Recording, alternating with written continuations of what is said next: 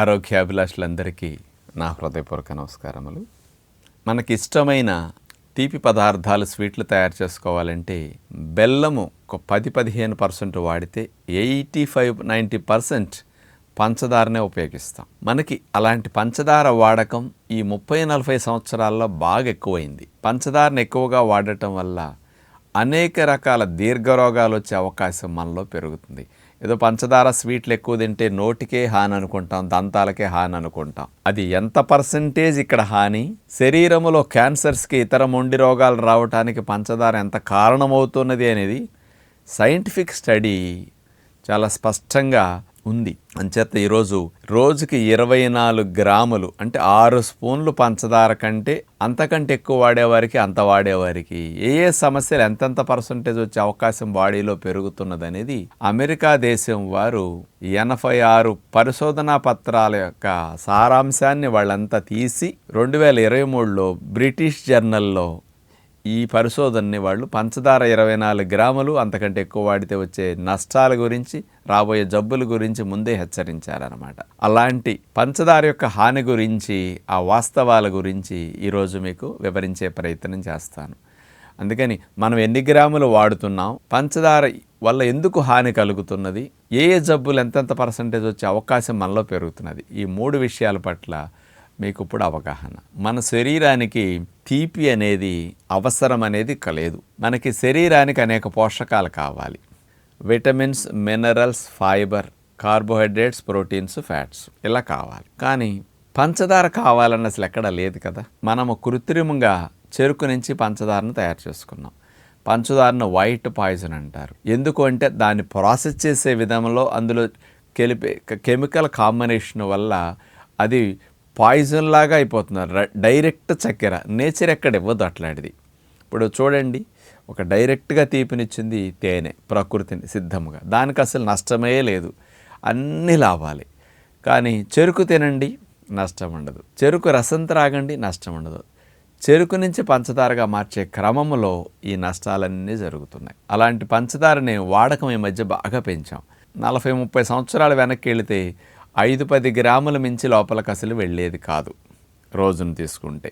మరి అట్లాంటిదప్పుడు తెలుగువారు కంబైన్డ్ స్టేట్స్లో ఉండగా కూడా ఈ పరిశోధన చేశారు ఎంత వాడుతున్నారు అని. 37 గ్రాములు ఒక రోజుకి సగటున వాడుతున్నాం. మరి ఈ లెక్క భారత పరిశోధనా సంస్థ ICMR వారు 2025లో రిలీజ్ చేశారనమాట. మరి ఢిల్లీ లాంటి ప్రాంతాల్లో 55 గ్రాములు ఒక రోజుకు వాడుతున్నారు. 45-50 గ్రాములు, 40 గ్రాములు ఇట్లా వాడే రాష్ట్రాలు కూడా ఉన్నాయి. రోజు మొత్తం మీద 5 గ్రాములే వాడేవి మిజోరం ఇట్లాంటి చిన్న చిన్న స్టేట్స్ ఉన్నాయి చూసారా, అక్కడ 5 గ్రాములు మించి అసలు వాడట్లా పర్ డేకి.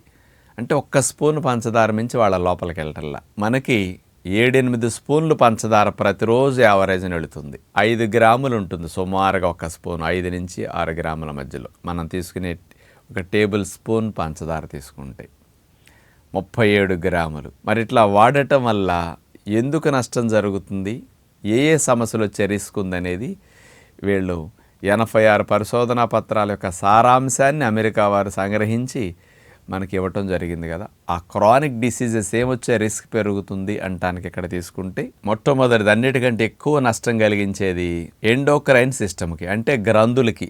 థైరాయిడ్ గ్రంథి, ప్యాంక్రియాస్ గ్రంథి, ఓవరీస్ ఇలా గ్రంథులు ఉన్నాయి కదా. ఈ గ్రంథుల యొక్క పనితీరు దెబ్బతిని హార్మోన్స్ ప్రొడక్షన్ మీద పంచదార చాలా ఎఫెక్ట్ కలిగించటం అనేది జరుగుతున్నది. అందుకని ఇన్సులిన్ రెసిస్టెన్స్ డెవలప్ అవ్వటానికి, రక్తంలో చక్కెర స్థాయిలు పెరగటానికి, ఇలాంటివన్నీ రావటానికి 34% ఎండోక్రైన్ సిస్టమ్ కలిగించే హాని ఎంత ఉంది. కాబట్టి ఈ ప్యాంక్రియాస్ కానీ ఇతర గ్లాండ్స్ మీద భవిష్యత్తులో జబ్బులు వచ్చే రిస్క్ 34% పెరుగుతున్నదంట. అంటే 24 గ్రాములు అంతకంటే ఎక్కువ వాడటం వల్ల ఇలాంటి ప్రభావం. 24% కంటే తక్కువ ఒక 3 స్పూన్లు 2 స్పూన్లు డే మొత్తంలో వాడేవారికి, 4 స్పూన్ల లోపు వాడేవారికి అంత రిస్క్ ఇంత పర్సంటేజ్ లేదు. ఇంత పర్సంటేజ్ పెరిగిన వారికి ఇట్లా ఉందన్నారు.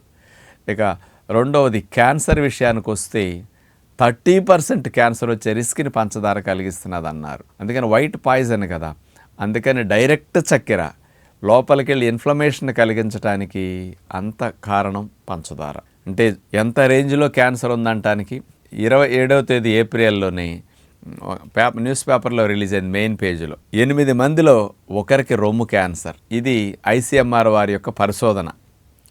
తెలుసుకునే లోపే బోనుకు కూడా స్ప్రెడ్ అయిపోతున్నది అంటే 25% వాళ్ళకి. అంటే ప్రతి 8 మందిలో ఒకరికి రొమ్ము క్యాన్సర్, ప్రతి 6గురిలో ఒకరికి గర్భాశయ క్యాన్సర్. క్యాన్సర్ ఇంత స్పీడ్గా పెరిగిపోవటానికి ప్రధాన కారణంలో ఒకటి ఈ వైట్ షుగర్ వాడకం. వీళ్ళు కూడా అట్లా ఇచ్చారు, క్యాన్సర్ వచ్చే రిస్క్ పెరుగుతున్నదని. ఇక మూడవది నరాల సంబంధమైన ప్రాబ్లమ్స్ని 4% వచ్చే అవకాశం కలిగిస్తుందట. ఇక దంతాలకు కలిగించే హాని 2%.